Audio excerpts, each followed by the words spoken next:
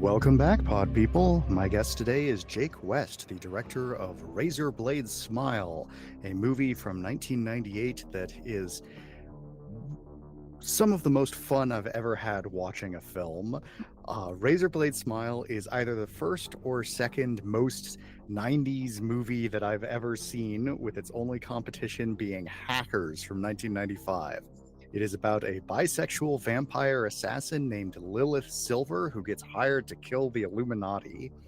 Lilith Silver dual wields pistols while dressed in a skin-tight black vinyl catsuit a year before Trinity did it in The Matrix. And the question that was bouncing around in my mind the most while watching this, and which I've been wanting to ask you for more than a year, is: are you familiar with the tabletop role-playing game Vampire the Masquerade?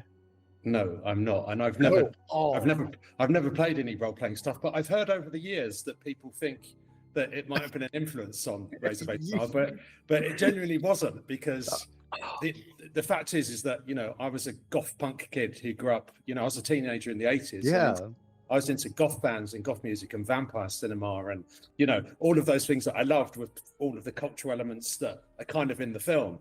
So I don't know when the role playing game happened. When did that actually start? The Masquerade thing. So Vampire the Masquerade came out in 1991. Right. Yeah. And it was just exactly like you just said, goth punk. That is the phrase they use to describe the world of darkness that it's set in. It's a goth punk version of our world, where the rich people pulling the strings in the shadows are also literally vampires. And it's for anyone who's a fan of Vampire the Masquerade, I strongly recommend checking out. I'm sure that, like I say, other people have mentioned it, but it wasn't an influence on me, because in 1991 I was at film school, and I was I was making my early works on 16mm.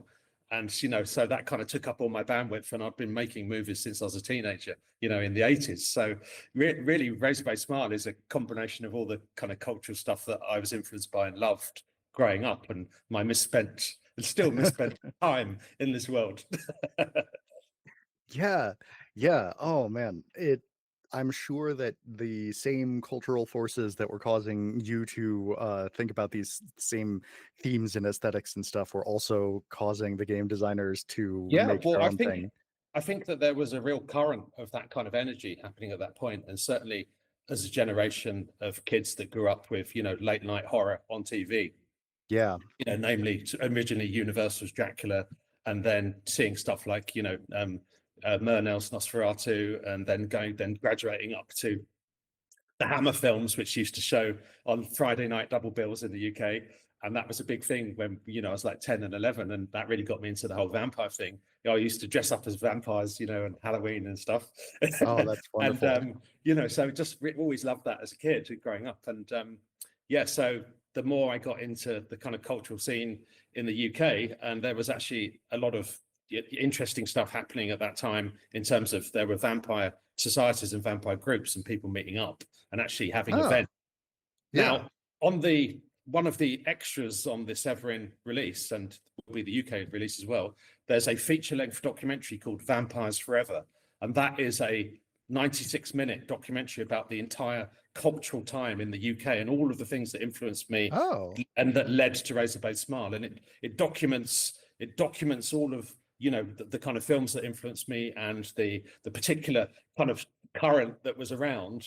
And you've got a lot of archive footage of all these vampire groups and the big vampire events that were happening in London at the time, called Vampiria, which was run by a friend of mine, Louis Ravensfield, who's also interviewed in the documentary. So if you're interested in the UK vampire scene and all of the things that really kind of led to the creation of Razor Blade Smile, that documentary is kind of the definitive sort of work, I think, on the UK vampire subjects, in terms of how that influenced me. And so I can go into more detail about it, but I think it's something you've got a whole feature-length documentary on the Severin set, if you get the new Razor Blade Smile 4K release. Yeah. I have ordered it. My copy has not arrived yet. Yeah, sorry, I didn't really understand how Severin's Black Friday sale worked. I didn't realize that it was just a pre-order. So it's a Ah, pre-order for that title, and apparently the title then gets released when they get all of their orders in, and I believe it goes out. It says like, I don't know, mid to late December. So I haven't even got a copy of it yet myself. So yeah. So we're recording this in early December. This episode will probably go live in February 2026.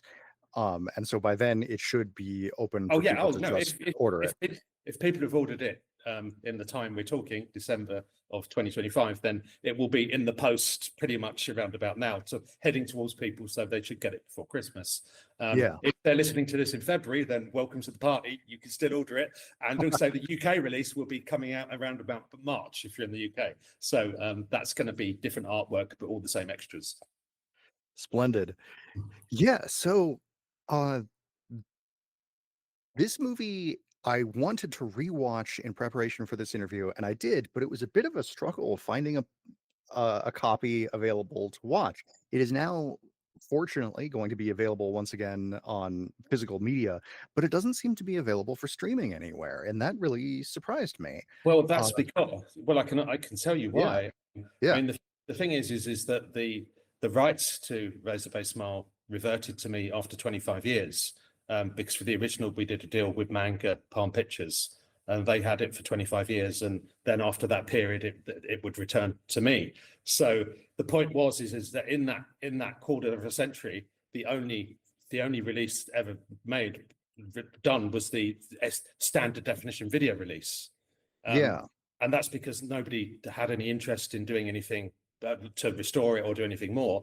But also, I mean, I held all of the, I've held all the, I have all the master material, sort of the ABC roll next, the original 16-note camera next. So I had to go back into the original project, and it took, nearly 2 years from getting everything scanned and rebuilding the entire thing, and then doing an entirely new grade to get it looking absolutely pristine and perfect as possible. But these camera elements are over a quarter of a century old, and there was quite a bit of cleanup work to do. But it also meant that I could finally get the grade locked in a way that I was happy with, because a lot of people who have judged the quality of the original release say it looks a bit like video, but that's because they've watched it off video sources. They've watched it off, they've watched it off VHS, or they've watched it a pirate version of VHS on YouTube, or they've watched maybe a DVD or a DVD that's been ripped. So, and all of those were from the same SD master that was created in 1997. Yeah. So, or 98 probably. But the point is that is the only master that's ever been seen, unless you saw it projected at a cinema. But even then, that was done, the grade and stuff like that at that point was pretty basic. So I've really gone back in and been able to tweak all those things, and this is like the definitive version of, this is the film actually looks young. It's like a vampire itself. The film looks younger now than it did when it was released. That's fantastic. Yeah, so the rights owners for those 25 years just had no interest in pitching it to streaming services? Well, no, they had licensed it for 25. They had it licensed for 25 years. That was the original deal that we did. Okay. And it was on some streaming services, like it was on Amazon in the UK, and it was on some other things. But then I think somebody had put it on one streaming service, but Severin got them to take it down because somebody was done a dodgy deal, but they didn't own the rights. So, because like I say, the rights reversed them after 25 years in 1998. So they came back to me at the end of 2024. Okay. Or 23. 23. Okay, so that would have been just about when I first watched it. So okay, so it must have been October 2023 was when the rights reverted to me, and that's when I started seriously, because I was planning to do this restoration of this version, but it costs a lot of money to go and scan stuff in 4K. And I was speaking to David Gregory at Severin, had expressed an interest in that, and we'd spoken about it at Cannes at the film festival. So I was delighted that if some company like Severin were going to come on board, we were going to be able to do something special with the release. And I appreciate it's a very low budget film and it's not everybody's cup of tea. So it was one of those things, but for the people who love it, we wanted to make it the best possible release ever of this film. So this is like a return to splendor for it, if you will. This is it bringing it back, from its previously undead status. Oh, fantastic. Yeah. So do you have any plans beyond this physical media distribution with Severin? Well, what to well, do with we it? well we were doing yeah, cool. I mean, we were doing special screenings and we've been doing festival screenings. Ah, It premiered in at the 25th anniversary of Fright Fest, which was in the 2024 edition. So that was the world premiere of the 4K restoration in Leicester Square in the UK. And then it played numerous other festivals in the UK thus far. Severin and the first people to release it on physical media, and then Nucleus Films are going to be releasing it in the UK. But then obviously I'd like to do deals with any other territories and any other people around the world if they're interested. You know, if there's companies that want to license it, then it'll be available. But we wanted to platform it for the Severin and the Nucleus UK release first. all right. Yeah, that makes sense. Cool. So you sound like you're very much doing the sort of old school traditional distribution, working with different distributors for different regions around the world, that sort of thing, as opposed to modern. Um, Most of the people that I speak with who are making low and micro budget films, like currently, do self distribution rather than making deals with existing like distribution companies.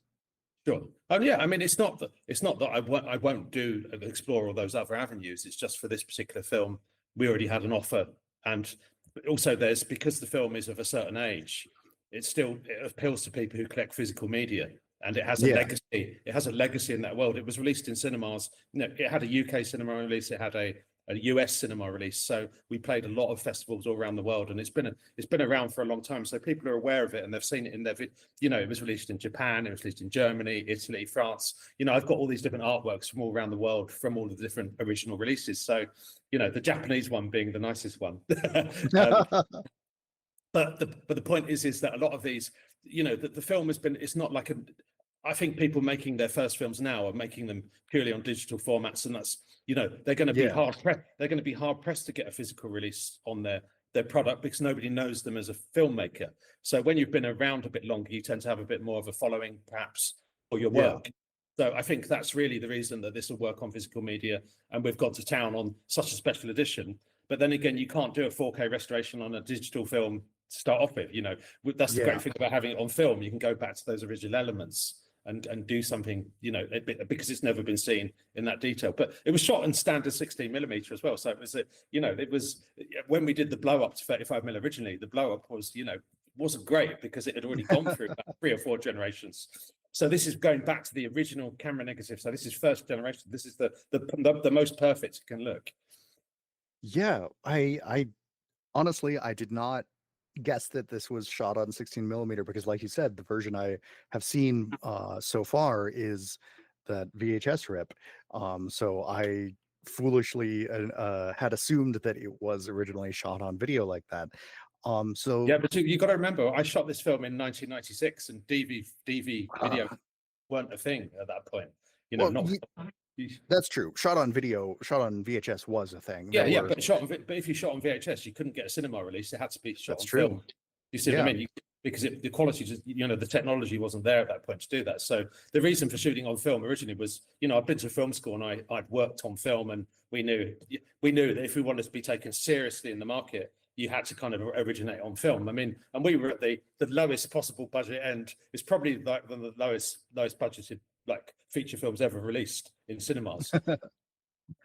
yeah. So I'm assuming that it was 16 instead of 35mm for budgetary reasons. Yeah, it was not just 16, it was standard 16, not super 16, which is the standard 16 is even smaller. And the reason it was standard 16 is because when I'd done my student film, which is a Club Death, a 30-minute kind of gothic, kind of big movie set in the afterlife, and which is also on the Severin set as well, which we did a new transfer of that too. But I didn't have the camera negs for that, I only had a print. But that's the best that's ever looked. But I did that film for £4,000 back in, like, I don't know, 1992. So very nice. But because I've made friends with the company Arri Media in the UK, who rented the rental house for all the Arri film cameras, and I got to know the owner and his son Philip Cooper, who took over from his dad John Cooper. So, and I'd met him at an event, and I said, "Look, if I ever try and make a really low budget feature film, would you help me out with a free camera?" Just sort of, you know, trying my luck. And he said, "Yeah, of course," you know, because he sort of appreciated somebody having the sort of chutzpah to ask him. And So a few years later, I got back in touch with him and said, "Do you remember you said you'd lend me a free camera?" And he said, "Yeah, we can do that, but you can't have a Super 16 one because all those bodies are going out all the time on like TV productions and like higher end music promo videos." So I said, "Okay, well, what have you got that I could have?" And he said, you can have an SR1, an ARRI SR1 without the gate, with the standard 16 gate." And that meant, okay, we're going to shoot it standard 16, because originally I would have shot super 16 would have been better because it's a bigger negative format. But it's the other way around, so it uses more space. But in the end, we got a free camera, so that saved me thousands of pounds. So that's why it was shot standard 16. Yeah, it's amazing looking back at low budget films from that era and earlier, and seeing how very, like, they're operating off of budgets that are still considered, very low in the modern era, and they had to buy film, and film is so expensive. Well, when you put load film into a camera and you press the button to start the film going through the gate, you hear this noise, and that's literally like being at a petrol pump, watching the figures go. You're going, right, that 30 seconds has just cost me like 50, 60 quid. Yeah. Yeah, it really. So the point is that we only had like a 2-to-1 shooting ratio on Razorblade Smile, so we didn't have enough film to do multiple takes. So we had to rehearse stuff a lot before we shot it, and on camera rehearsal. And the point was, if they fucked up, instead of doing the whole of the take again, I would, besides I've been working as an editor, as a freelance editor for some time after film school. So because I could edit, I was like, if we fucked up a shot, we wouldn't just reshoot the same angle all the time. We would move the camera in, and the point where I knew it could pick up the shot. So it made the film look a lot cuttier than it actually was, because even when we made the sort of virtue of something going wrong sometimes. I mean, there's a scene where we even had the camera going at the wrong speed for a dialogue sequence. So I had to cut the whole thing to match in the sync, which would drift out after a few seconds. But you wouldn't know that. But it's the scene's cut in a slightly frenetic way because of this camera fault that we had for that day. Oh man, that's fantastic. That's I love that sort of little happy accidents that occur in low budget. Well, I mean, it was more like, well, it wasn't, I didn't want it to be like that, but because we had such little resources, it's not like with today with people, luckily, or with digital video and beyond what we have now, in terms of like hard drives, and it's these days people just leave the camera running all the time and they can do 1,000 takes. But the problem with doing 1,000, well, even 10, 50, the problem is that means that you're always getting behind. So one of the virtues of not shooting many takes means that you're always moving quickly through the scenes.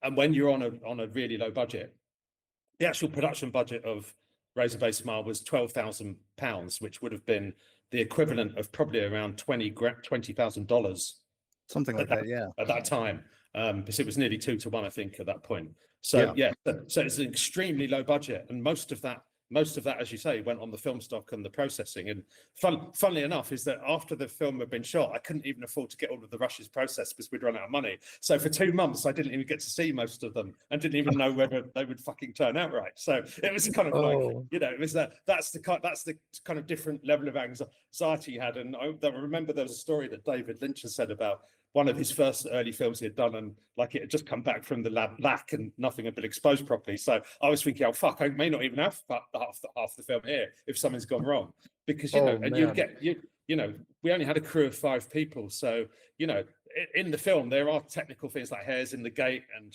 like the film gets a bit fucked, and so there's a lot more problems that can go wrong because you're working with a physical format, and it's a chemical process that it goes through.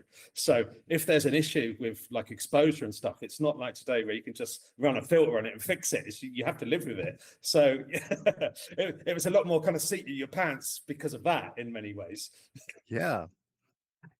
So usually when I interview somebody, it's about a movie that they've made in the past year, maybe 3.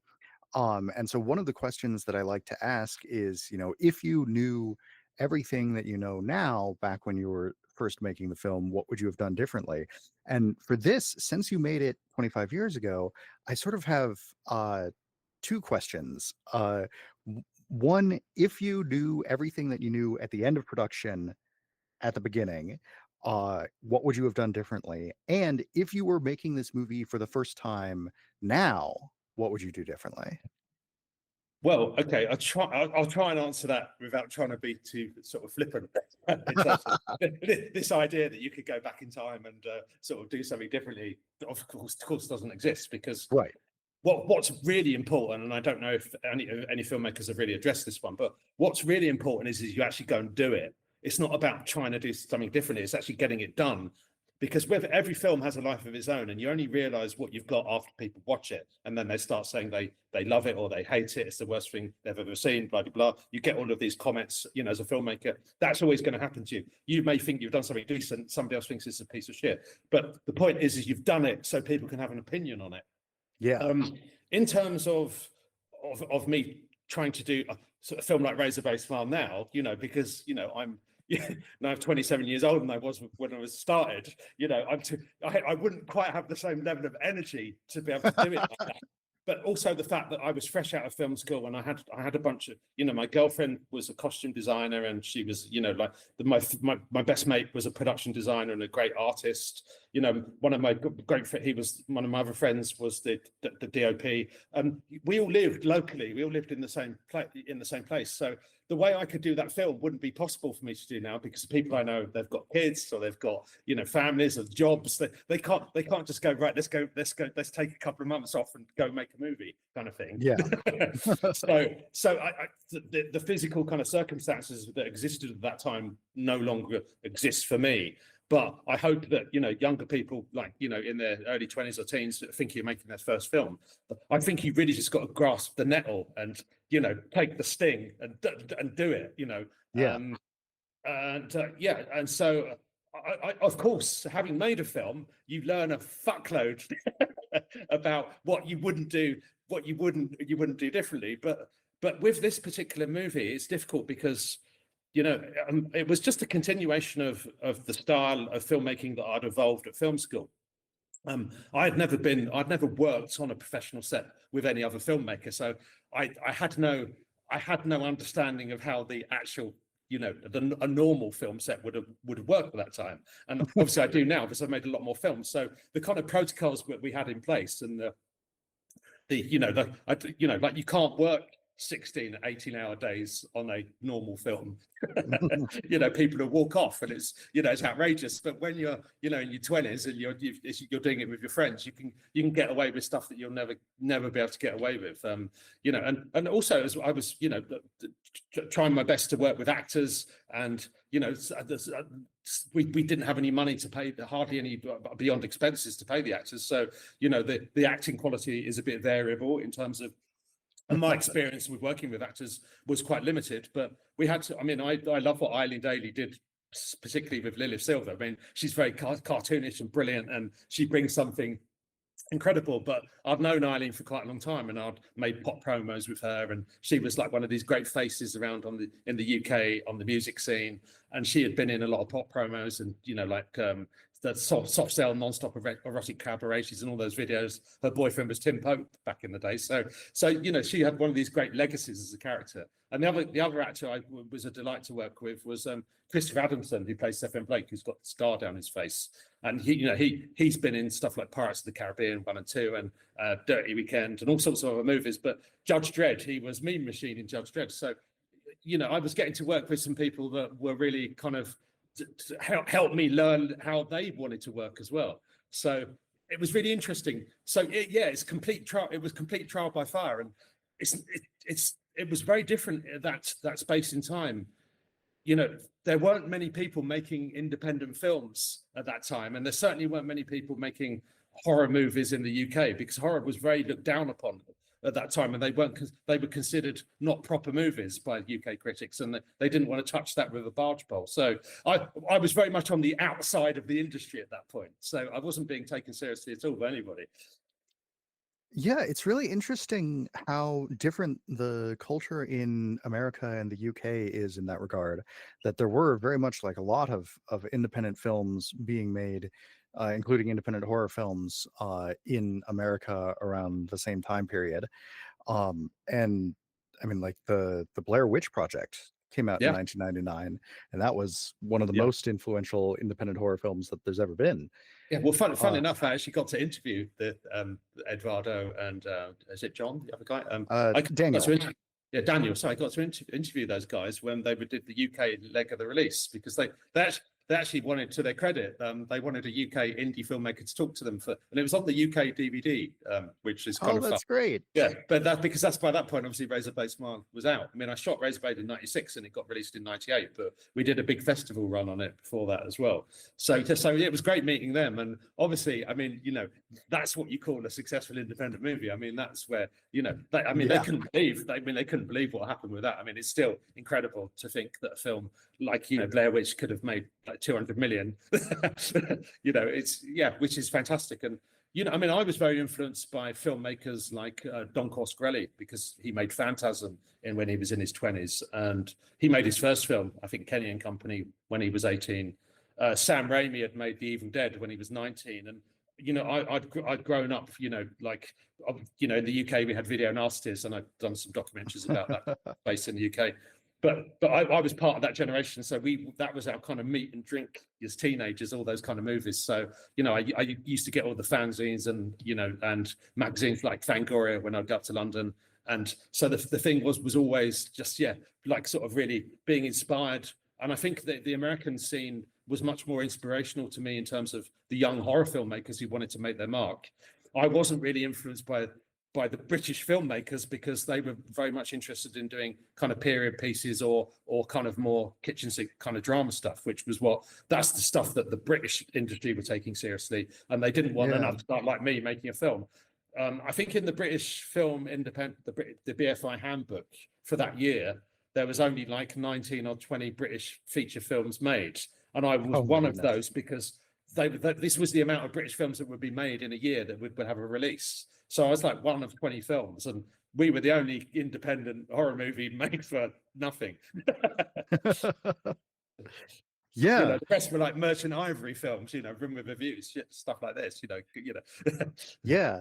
That's funny. You're talking about the British love for period pieces, and I was thinking like there's so many famous British horror films, and then I was thinking, well, okay, well, if Hammer films, those are all period pieces. So yeah, even there, can't escape it. But but Hammer Films had stopped production, long before. That was decades before. But traditionally, I mean, the Dracula story, apart from obviously notable exceptions like Dracula 1972, AD and stuff like that, on the whole, they were always set in the past. You're quite correct. So a lot of UK vampire stuff was always harkening back to the past, and that was something that I very much wanted to bring to the film. It was my lived experience of growing up in that kind of goth punk scene, and also the fashions of that time. Specifically, you mentioned like Trinity in The Matrix. The catsuit that I was using for Eileen and a lot of the clothing in Razorblade Smile it's not vinyl, it's actually rubber. It's actually it's rubber clothing, and that was stuff which was on the fringes of like the fetish scene and the fashion, like the underground fashion scene, and that was just making its mark. And there are a lot of UK designers who were the first people to really be doing that stuff. And there are a lot of underground clubs like Skintight and Torture Garden and Verboten and Das Putsch, and me and my girlfriend used to go to a lot of these events and these clubs, and you can see footage once again in this documentary on the disc, and there's also one about the costumes. But we knew a lot of the people on the scene, the actual designers making that clothing. So all of the clothing and the costuming in that film is like super high-end, extreme like fashion stuff, which cost, at the time, probably hundreds of thousands of pounds, but we managed to get them for nothing because we knew the right people. We only had to buy one. We had to buy the catsuits because we fucked them up because of all the action. And we have the hero catsuit, which was like the good one, and we have the stunt one, which was endlessly being repaired with it's rubber, so it got lots of holes and splits, and because we were shooting, that stuff wasn't really designed to be sort of doing a lot of action stuff in, but it looks absolutely amazing on film. But it was quite challenging for Eileen to wear it as well, because like a catsuit doesn't actually retain any real heat in it, but it does retain sweat. Yes. And we were shooting in the English winter. We shot in November, December of 1996, and it was goodness. freezing. So that would be very cold. So she was pretty cold and pretty uncomfortable most of the time. But it looks amazing. And she had also modeled a lot of rubber gear. She had also been on that fashion scene as a model, so she understood how to make that clothing really pop and play. So we were using the things that we had to our advantage because I was tapped into that particular cultural aspect of what was going on. And it's always been really interesting to because I've taken a lot of flack over the years from people who are saying that Razorblade Smile is a copy of the Underworld films, where the Underworld films, just so people are clear, that the first Underworld film came out 4 years later in 2002. Razorblade Smile was being shot in 1996. So people who they don't really understand. It's just because normally low budget films rip off the idea of a bigger budget movie. What happened with Underworld is they basically literally took all of our costuming ideas, and the character of Celine is essentially the same character as Lilith Silver, a vampire assassin. So obviously I take that as a great kind of, it's nice that we take it at the level of, okay, if anyone copies you, that's great. But what's always been gets my goat is a lot of people say, oh yeah, it's just like an Underworld ripoff. It's like No, they've got the timeline backwards. Yeah, or they say, Razorblade Smile. Yeah, you're copying Blade. It's like you're joking, aren't you? Blade is a multi-million-dollar kind of comic book movie with, which is fantastic. But once again, we're in production before Blade was even released. But it's one of those things. Vampire things are always going to have like a sort of sense of act like that kind of action. And Blade is an incredible film. I mean, you can't even compare a film made for $20,000 compared to a film of Marvel. Sort of character. Made for 50 million plus it's always nice that people want to compare us to that stuff, but they do it because they really want to shoot you down. It's a low budget film most of the time. Okay, so with all of these things that share these sort of similar aesthetics, I have to ask, the katana, using a katana, which is this, I think certainly at some point it was like an obscure Japanese weapon, which has then very much entered the mainstream in Western culture, and in large part because of all these films that you were just describing. Do you remember how it occurred to you to use that as the weapon instead of like a traditional English sword? Oh yeah, absolutely. Because I mean, basically for me, it was growing up with Hong Kong cinema, and they're back in Camden, back in the day, there used to be a shop called Eastern Heroes, and Toby Russell and Rick Baker, they would import all these films from Hong Kong, and we got to see all of these. At that time when I was I was living in Camden at that point in my 20s. And I'd always nip along to the Cytronic Video as well with Tony. We would go along to these places and see what the latest kind of movie was. So stuff like Savor of the Soul, and but particularly one particular influence on Razorblade Smile is actually a film called New One-Armed Swordsman, 1994. That was there's quite a number of stylistics that I actually took from that, and we incorporated into Razorblade Smile specifically because we really liked that they did this thing with a kind of low frame rate and then doing optical printing slow motion on it, which was a very stylistic thing because I didn't know any kind of stunt people or stunt coordinators, so all about the fight stuff we had to figure out ourselves. And actors with swords, basically they'll kill themselves. So we had to make duplicates of all the swords. So we had the hero real one, and then we had my dad and the production designer actually made out of wood and then metal foil and exact replicas of those swords for all of the sword fights. So only in the close-ups it's the real blades, but when they're fighting, because those actors, Christopher Adamson would break props, basically. He would go, all right, Jake, it's got to be actor-proof, Jake. It's got to be actor-proof. If it ain't actor-proof, it's going to get broken. So he had a history of breaking our props. So we always had to have duplicates to make sure. But what that taught me a lot about, but also with fight stuff, you've got to do it safely. So we had to figure out ways to actually be able to do this stuff because, we didn't have any real experience of that. So it was more of a case of let's throw a lot of style at it. and a lot of that style came from from watching those Hong Kong movies, and also something like Shogun Assassin, which I grew up with as well, on video, and seeing these amazing, there's also something sort of so beautiful and elegant about the katana, the shape of it, and it felt like a more elegant weapon visually, because a British broadsword is kind of a very heavy sword. It's a long sword, and it doesn't have the same kind of aesthetic. And there's something about Lilith Silver was always designed to be the most sort of interesting aesthetic, but I would say that was really my love of those Hong Kong movies and stuff like Shogun Assassin seeping into Lilith, and also the fact that she would just look so much cooler with a katana than she would have done with a regular sword, basically. Yeah, I agree. I it's hard to imagine that sort of aesthetic with, like you said, a British broadsword. Um, and that's great hearing about the freezing cold weather with the suits that don't retain any heat but do retain sweat. So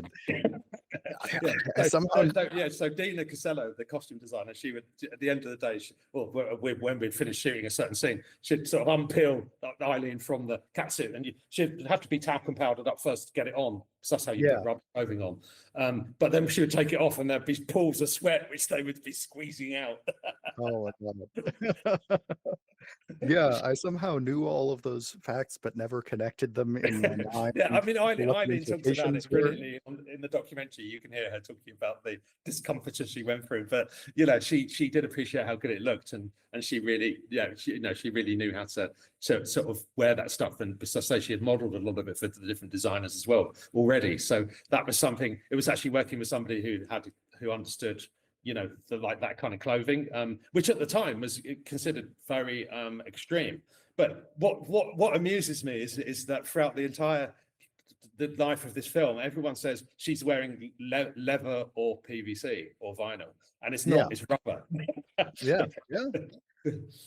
But I guess people don't know the difference, and that's which obviously interests me, because I guess I was always into that stuff. So to me, I can sort of see the difference in them.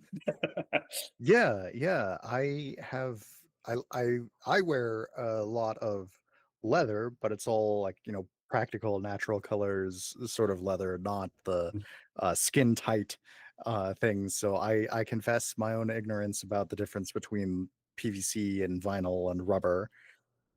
Yeah, but like I said, I mean, from the aspect of one of my influences for Lilith Silver, certainly visually, was actually Emma Peel, and from the Avengers, because she did have a leather cat.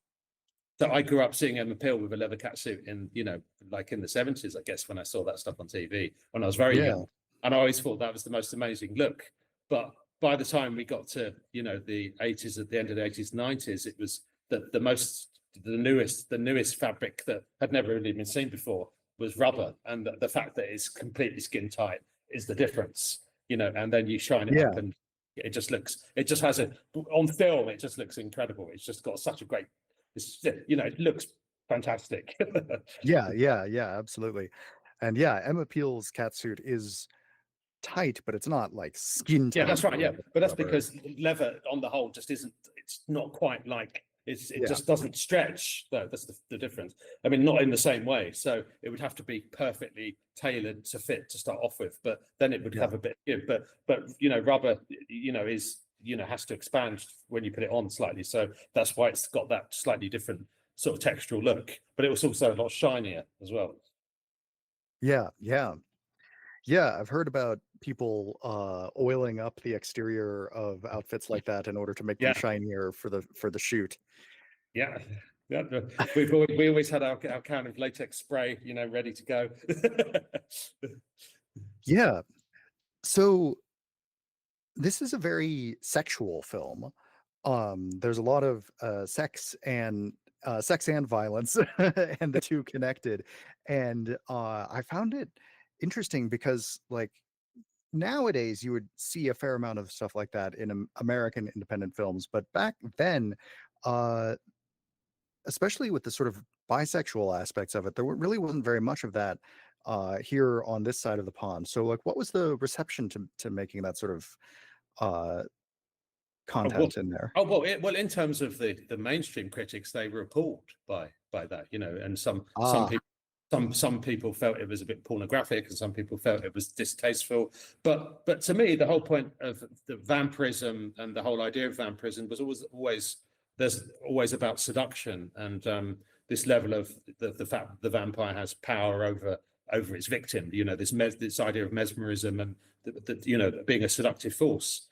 And that was something that I'd grown up with. I always thought that the Hammer films always had a level of some sort of eroticism to them.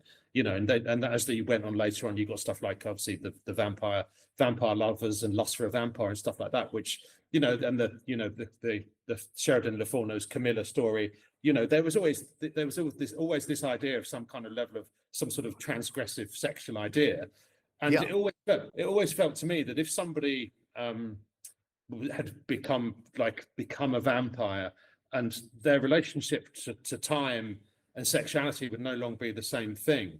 So it was more that it would be more, what would you become? What would you evolve into? Especially when you're seeing the person you're going to kill as food as well as something to play with. So it was kind of this idea that Lilith, she's only a 150-year-old vampire, she's still enjoying herself a lot, where she's literally having like a ball, because she's when she first gets turned into a vampire, it's against her will by Severin, and she's not very happy about it. But by the time we see her in the 90s, she's really embraced it. So she's kind of gone all in. And that's why she's decided to become a vampire assassin, because it takes out the hassle about who she doesn't have to decide who she's going to kill. Or if she does want to kill somebody she likes, she's more likely to do it, but she's attracted to them. So that was kind of and that always brought in an idea that there'd be some kind of sexual tension, but ultimately she could kill you if she was your lover. So she wouldn't be so therefore, the wider story of this, I don't want to spoil the film for people who haven't seen it, but in terms of what you find out about her eventual relationship, and those elements actually come into play, and they actually have meaning within the idea of she's discovering what being a vampire actually entails and has embraced it. Yeah, in general, this podcast is intended to be sort of full spoilers, where the idea is that would listen to this after they've seen the film. I kind of just don't want to spoil the ending for people. Yeah. Because it is a surprise ending, and even a lot of the people that dislike the film, that sometimes they go, well, the ending was, they kind of go, sometimes concede and go, okay, well, the ending was quite fun because I didn't see it coming. But then, then they would. But people who really love the film, they love the ending. So if you haven't seen it, it would be nice for you to not have that spoiled. But the point is, I think I've said it in a way where if you've seen it, you'll understand what I'm saying. Oh yeah, absolutely. Yeah, I do love the ending, and in particular, again, trying not to spoil it, but there is one part I just have to comment on, where earlier we were talking about Vampire the Masquerade, the role-playing game, and as I was watching this movie for the first time with my friends, all of whom we've played Vampire the Masquerade, and we were talking like, this seems so much like a role-playing game, like that role-playing game. Well, and I guess then getting to that ending. Sorry, Karen, your point. Yeah. I was just saying, getting to that ending and seeing, having in mind the framing device, which ended up not being, the case, like you said, of this was inspired by a role-playing game. Seeing that ending blew our minds, and really, like you said, I think the ending made the movie stick with us a lot more than if it had just ended in a more traditional manner. Oh no, sure. I mean, but certainly that whole idea of kind of role play and that idea of a sexual kind of game is inherent in that storyline, and also with the idea that if you're a vampire, you'll be able to play your shit out over a much longer time frame, which I always thought. So I mean, it sounds like Vampire the Masquerade probably taps into that very much, because I think that that's something about vampirism as a thing that, because you've got all of the vampire lore, which we reset our own rules for the vampire in the film as well. So to me that was fun to play around with it, established vampire kind of mythology, because with a film you can do that. And also this idea of the things about vampirism which make it either attractive or unattractive depending on what's happening to the characters is if you're going to live forever, how do you keep on, how do you survive in that, and so for instance, look at like a Interview with the Vampire, which is a much more kind of philosophical take on the pain that Louis has, whereas Lilith is definitely much more in the kind of Lestat vein of going the kind of rock star route with her sort of, how she wants to have fun with it. So, but it really depends on the person and how, is vampirism a curse, or is it something that you could actually really enjoy? Or is it a combination of all those things? And it's not really a mortality if you can get killed fairly easily as well. So there are some stakes for the characters too. Yeah. Sorry, there's a bit of a pun there. Yeah, and thinking about the sexuality and her, preying on people as like finding a sex partner and then using them as food afterwards. There are a lot of horror movies that show sex scenes and that are combined with murder scenes, but most typically either it's the people are murdered right before they have sex or while they're having sex. And Razorblade Smile is pretty distinctive in that they actually like have sex to completion. Everybody has a good time, and then afterwards the murder happens, Yeah. which I found really interesting. Oh yeah, well, I mean, I think it's because she, like I say, she literally kind of enjoys herself. But also there was this, I think, I mean, I was in my 20s when I made it, and certainly, the kind of sexuality aspect was something, as a younger person, you're exploring all of that stuff. But I mean, I always think that, horror films, the link between sex and death is definitely linked. But in a vampire film where there is a level of kind of eroticism, and once again, one of my favorite vampire movies is The Hunger by Tony Scott, which I think is beautiful and erotic. And that was another influence on me in many ways too. And this idea that the kind of taking of life should be a meaningful act as well. So that there was a level of some sort, it's like a sort of ultimate kind of like final orgasm that anyone might experience. So Lilith would have, as a vampire, she'd have the ability to take them somewhere else before. So it's combining that idea of a sexual orgasm with a death throw as well, I suppose. So and that's why I used Mozart's Requiem as part of the second half of the scene with Ariana's death, because which is the ultimate funereal kind of piece of music. I don't think you can do any better than that in terms of the grandeur of death. So that was very much a thing that I wanted to play around with in some of those scenes. Yeah. So it has been just about the same amount of time since Razorblade Smile came out as there was between Razorblade Smile and my other favorite British horror film, The Wicker Man. Wow. I mean, Wicker Man a bit earlier though, isn't it? That's 70s, wasn't it? 60s? Well, 70s? that's what I'm saying. Is there was about I see. 25 years between... I see what you're saying. Yeah, 25 years between Wicker Man just and... every 25 years or so, you get one decent British horror movie. Yeah. Or one indecent British horror movie, depending on your viewpoint. Oh yeah, I mean, because The Wicker Man also gets labelled about the sort of sex, and because the British establishment always have problems with that as well. But that's a great movie. I love that film. But I was always on the side of Lord Summerall. That's the only thing, because I suppose the Christian thing never really appealed to me so much. Yeah, it's a great movie. Anyone who hasn't seen it yet should absolutely do so. So that has me thinking, like, there's such a change in between, the 70s and the 90s, and then between the 90s and now. Where do you see the future of independent film, and especially independent, like, British horror film going? I know of one trend that's happening right at the moment in Britain that I'm curious for your thoughts on. Can you tell me what the trend is? Oh yeah, sure. It's the that low budget. The name of the studio just fell out of my head, but the studio who's making those Winnie the Pooh, Blood and Honey. And well, I know those guys, Scott and Reese. Yes. Yeah. Okay. And the director of photography of those films is a really close friend of mine, Vince Knight, because I've worked with them on a few other projects actually. But I mean, I think that what they're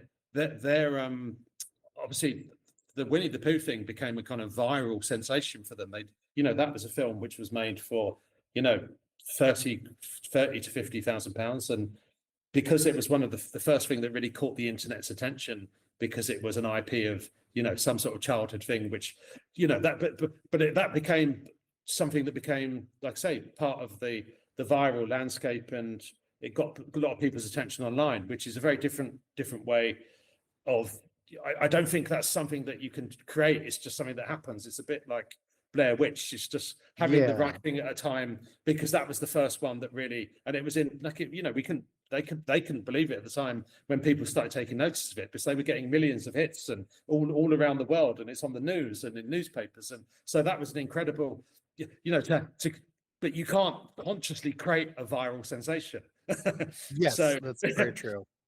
But in terms of that's given them an opportunity to do obviously more films, and their whole idea of this twisted childhood universe, reusing different like IPs, like they just did one called Peter Pan's Neverland, which is a Peter Pan one, and they did a Bambi one, which I've yet to see, and they've got the next one coming up that's great actually. It's a Pinocchio retelling, and they're actually using a animatronic puppet for that one, and they've really gone up a gear. They've really gone up a gear with their production value. So from that very early thing when they got noticed, but those guys had already made about 50 films before that, by the way. Yeah. So they're real grafters, but they were working at the very low end of that space. But they hit on an idea which certainly seemed to get traction in people's minds, and I think that was smart. But I don't think you could consciously manufacture that. But my hat's off to them, and I wish them every success, because it's always nice to see people actually succeeding and working. Yeah, that's great. Well, but leaving aside that specific company and what they're working on, where do you see the future of independent film going? Well, the thing is the future of independent film is, it's very, very difficult to know exactly where it's going at the moment, because at the very low budget end, it's never been easier for anyone to make a film. There's absolutely no barrier to entry now in filmmaking. When I started making films in the 80s, I had to use, I was a generation that grew up, had a bit of Super 8, but most of the stuff I shot was on home video, VHS camcorder stuff. But the thing is that I could shoot stuff, but we couldn't edit it because we didn't have any editing equipment. We didn't have computers with editing programs. So it wasn't until I VCRs. Yeah, it wasn't until I went to sixth form college, which was when I was 16, that there was the college had some editing equipment, which back in those days was massive machines called U-matic machines, and they were like triple-size VHS decks, but with a 2-machine edit thing. And that's when I could first starting to learn how to edit and to shoot stuff. But so that's why it was so hard to make films in those days, because no one had any equipment, and no one, if you did have equipment, it cost tens of thousands of pounds. It was not. Whereas nowadays, anyone can film a film on their phone in 4K. They can edit it on their computer. Everybody pretty much has the equipment, or if they don't have it, their mate has got it. Do you see what I mean? Like, absolutely. It's not like you have to learn how to shoot film and get stuff processed and all. So I would say it's never been a better time if you want to be an independent filmmaker and make your own movie. But because of the availability and the everyone's ability to make films, and I reluctantly all that awful word content that it is now. It's now no longer a film, it's now content. And the problem for me that seems to have occurred is that because everyone can do it and everyone's doing it, you're just flooded with so much stuff. So it's within that stuff, it seems to be sort of harder to see which voices are poking through, because people can't. It's very hard for people to get these low budget films released in any proper way. So they can put them out on YouTube or Vimeo, and they can, but unless you can get them onto like a bigger streaming site, or the word of mouth gets good, because they, and I think this is where, taking them to good festivals and having festival play is really the way forward. If you're trying to break through as a filmmaker now, you need to get your film exposed and get an audience to start talking about it and get it noticed.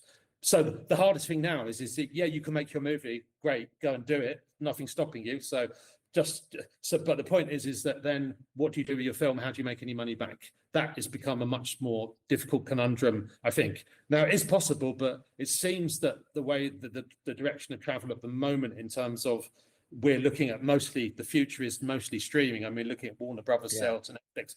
I mean, the more you look at it, the more you begin to think that, you know, ultimately the cinema experience is dying out outside of, if you're an independent filmmaker. You know, I had pretty much all of my early films had cinema releases of them. There's no way if you make a film for £20,000 now, you're going to get a 200 screen cinema release in the UK. It's just not going to happen. So that world is kind of gone, and the world of home video and physical media is certainly becoming more rarefied, normally for legacy products, as you might call it. So yeah, I just think that if I was a filmmaker, it's more, if I make my film, how do I get people to see it? And then, but if you are successful, then I think that there's a lot more opportunity in terms of what in the past would have been called making stuff for television, because there's so much more streaming. You know, like you've got Amazon, you've got Netflix, you've got Tubi, you've got all of these different streaming sites. So I just feel, as a filmmaker, how do you monetize your work so you can carry on going? That seems to be the most tricky thing, and I don't really know the answers to that, but that's where I think we're at the moment. If you're new to it. Yeah, absolutely. And yeah, like you said, putting things on Amazon and Tubi and whatever other streamers will get them. That is the way that most people I know are making money off of their films these days. And yeah, you're right. Those don't make nearly the amount of money that, you know, a 200 theater release does. Yeah, but the difference is that the problem with the world as it's become, and it's, you know, just because everything's interconnected now, and it never used to be. Because when things were disconnected and we were offline, then if you had a physical release of your film in one country, it didn't spread all the way around the world. So if my film gets released in, say, in America, then as soon as it's on digital, it gets pirated all around the world straight away.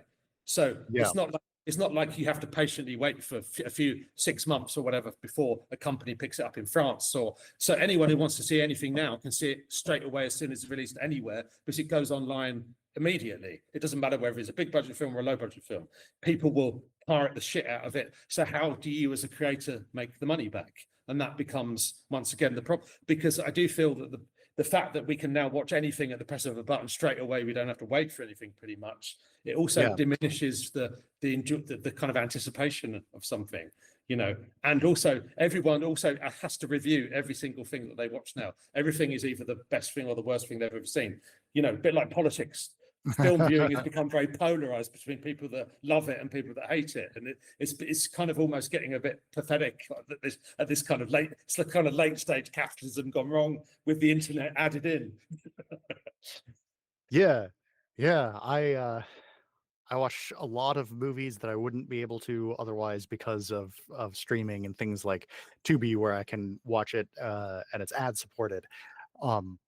But you're right. Yeah, when I go to the theater, that is, you know, a special occasion that I look forward to. That's different from just pulling up whatever film on Tubi and putting that on. You're right that everybody that I talk with about this has said more or less the same thing. Of it's easier than ever to make a movie. It's harder than ever to go from I have made a movie to I have made a profit on this movie. Yeah. But that also leads into the rise of a group that really couldn't have existed back in the 90s, which is hobbyist filmmakers, people who make feature films because they want to, not because they have any expectation that they'll make money off of it. No, like I say, the barrier to entry is now gone. So anyone who wants to do it can do it. So if you just want to do that as a hobby, you're absolutely, this is the golden period for you to be able to do this. And, you know, I mean, the next biggest thing for a lot of filmmakers, and certainly, you know, artists and musicians, is AI. And, you know, it's the elephant in the room again, because AI basically just robs everybody else's work. But basically everyone in about 10 years will be able to make their own Pixar movie. But what they won't have is they won't have a really great story to tell most of the time, but they could have very impressive visual effects. So, but the problem is that spectacle is becoming more and more meaningless because it's easier to create it. you see all the big back in the, I mean, I was like 7 years old when I saw Star Wars at the cinema, and literally there had been nothing like that. And when you genuinely were seeing something different for the first time and going, wow, because motion control and these things, you just didn't, that was new. Yeah. But nowadays, even low-end television has loads of visual effects and stuff like that. So it's all everything is feels more disposable and less. We used to go, like Fangoria and the Gore Zone, and looking at all of the prosthetic makeups and the designers of that stuff and appreciating the physical artistry of that. Whereas nowadays, if you look at the end of any big Hollywood movie, there's about 500, 600 credits for VFX people. But you don't know what anyone's done on that, though, because it's just, it's thousands of people sometimes and the work. I'm not diminishing the work, but the problem is everyone just expects it to be good now in a weird way. So I think AI is going to be, we're going to see a lot more kind of AI produced, certainly on the people who just want to do stuff at home, and they won't care about whether it's ripping off somebody else's work. They won't give a shit. It'll be a tool that they'll use. But I think as a filmmaker, and you're making more commercial products, the AI thing is trouble in the sense of the large language learning models. They are assimilating other people's work, and I do think that is a concern if you have like a sort of problem with the idea that it's ripping off other artists. So it's a bit of a moral conundrum, because technology, the genie ain't going back in the bottle, and we're just going to see more and more of it. So that's the world we're now in, and I think we're gonna have to learn to live with it. Yeah. I was watching a very low budget zombie movie a while ago, and all of the close-up individual shots of zombies were people in makeup, and there was just one shot of a big crowd of zombies that was AI, but the whole rest of it was done practical, old school. And yeah, that's the kind of thing where I'm certain that, like, based on the fact that there was basically no other visual effects in the film, I'm very confident that the people involved just did not have any experience making computer generated imagery or anything like that. Yeah. But they had this one very easy to use tool to make just a 3-second long crowd shot. So yeah, you're right. I imagine that you're going to be seeing more and more of that. If you look at a lot of new horror stuff, I'm sure you're going to be seeing more and more of that.